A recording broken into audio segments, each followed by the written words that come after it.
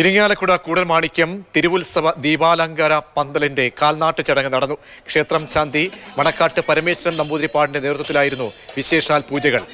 ധനകാര്യ സ്ഥാപനമായ ICL ഫിൻകോർപ്പാണ് ഇത്തവണയും ദീപാലങ്കാരങ്ങൾ സമർപ്പിക്കുന്നത്. 5 നിലകളിലായി 100 അടി ഉയരമുള്ള പന്തലാണ് നിർമ്മിക്കുന്നത്. കുട്ടംകുളം ജംഗ്ഷൻ മുതൽ എക്സിബിഷൻ കവാടം വരെ ദേവീദേവന്മാരുടെ കട്ടൌട്ടുകളും സ്ഥാപിക്കുന്നുണ്ട്.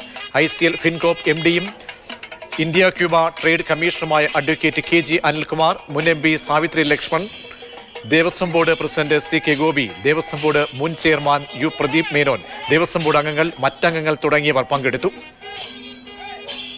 മാണിക്യം തിരുവുത്സവത്തോടനുബന്ധിച്ചുള്ള ദീപാലങ്കാരം ICL ഫിൻകോർപ്പും അനുബന്ധ ഗ്രൂപ്പ് കമ്പനീസുകളുമാണ് സ്പോൺസർ ചെയ്യാറുള്ളത്.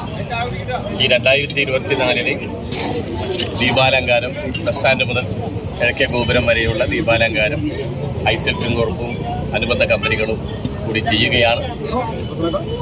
ഇതുവരെ കിട്ടിയ നിർലോഭമായ ഈ നാട്ടിലെ കുടൽമാണിക്യ സ്വാമിയുടെ ഭക്തജനങ്ങളുടെ സപ്പോർട്ട് ഇനിയും ഉണ്ടാകും എന്ന പ്രതീക്ഷയോടെ എല്ലാവിധ അനുഗ്രഹങ്ങളും എല്ലാ ഭക്തർക്കും സ്വാമിയുടെ അനുഗ്രഹം ഉണ്ടാകട്ടെ എന്ന് പ്രാർത്ഥിക്കുന്നു.